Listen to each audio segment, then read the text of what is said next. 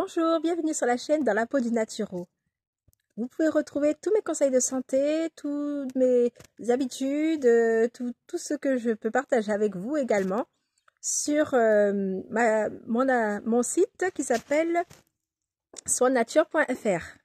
N'hésitez pas à visiter, à venir et également si vous pouvez aussi me rencontrer, faire des consultations personnalisées via le site donc soinnature.fr. Je mets en bas le lien pour que vous puissiez me retrouver. Alors dans la rubrique Dans la peau du naturo, vous allez découvrir pas mal de petits conseils à mettre en pratique dans votre vie tous les jours pour être en meilleure santé. Je vous expliquerai aussi comment moi je fais au quotidien et comment je mets en place des habitudes de vie pour pouvoir non seulement être en bonne santé, être épanouie et heureuse et également prendre soin de mon entourage. Mais c'est aussi les conseils que j'applique pour mes patients. Donc, aujourd'hui, nous allons parler des 8 docteurs que nous offre la nature pour être en forme et en bonne santé. Alors, comme vous pouvez voir, la nature nous offre beaucoup, tant par son soleil que par sa chaleur, que par son air pur, que par tout ce qui est relatif à l'eau, mais la terre elle-même aussi est source de vie. Vous voyez, tous ces arbres, toutes ces choses, le fait d'être en présence de la nature, de pouvoir perdre son regard dans la beauté et le calme qui nous entoure, ça nous aide également à pouvoir garder les pieds sur terre, les yeux rivés vers le ciel et aller de l'avant. Alors aujourd'hui, nous allons parler donc de ces 8 docteurs de façon sommaire. Ça va être une simple présentation et je vous invite à suivre mes autres vidéos où je vous présenterai spécifiquement le rôle de chacun. Alors, et comment vous pourrez les utiliser, les mettre en œuvre dans votre vie et comment moi-même je les utilise. Alors, nous avons premièrement le facteur primordial qui est l'eau. Nous naissons dans l'eau, nous développons dans l'eau, dans le ventre de nos mamans. Et donc l'eau, tout naturellement, va jouer un rôle très important dans l'entretien de notre vie, la prévention des maladies et également pour le soin face à des difficultés.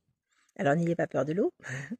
Donc avec l'eau, nous pourrons parler plus tard de l'hydrothérapie, de la thalassothérapie et de la géothérapie. Donc la géothérapie, c'est l'usage aussi de l'argile, de la terre. La terre avec l'eau peut nous apporter pas mal de soins et peut nous aider à guérir beaucoup de maux. Ensuite, le docteur suivant que nous verrons, il s'agit du soleil. Le soleil peut nous soigner de différentes façons et nous étudierons ça aussi. Et nous parlerons donc de l'héliothérapie, le soin directement par les soleils, mais également la climatothérapie.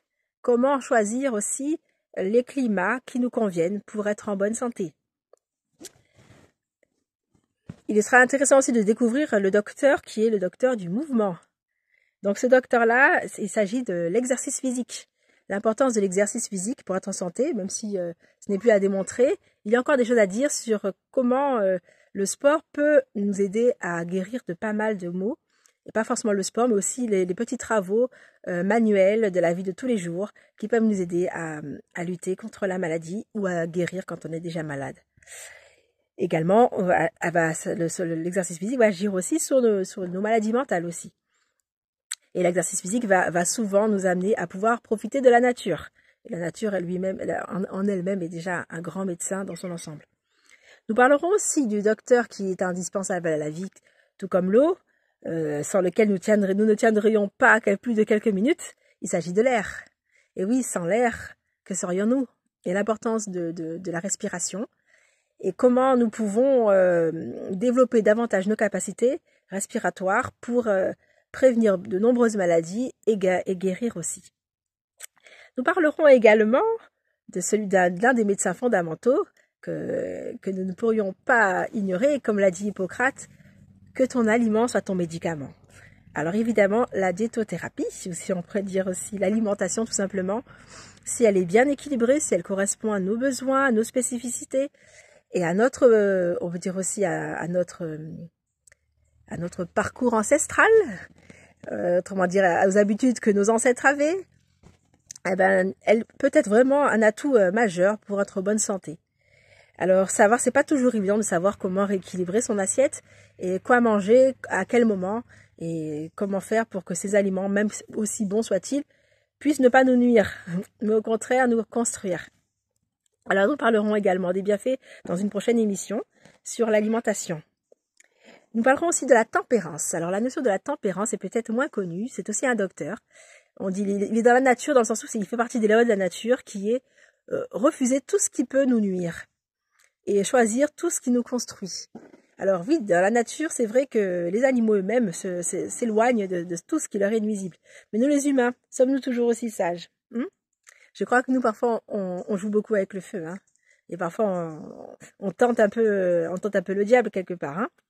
Alors on va expliquer en quoi le fait de s'abstenir de toxiques, de tout ce qui peut être toxique, même à petite dose, c'est vraiment gagner en vitalité, en qualité de vie, en joie, en bonheur, voilà, une santé mentale, une santé physique qui va être d'autant plus solide et d'autant plus épanouissante. Alors ce serait peut-être bête de nous priver de ce docteur-là, qui est la tempérance.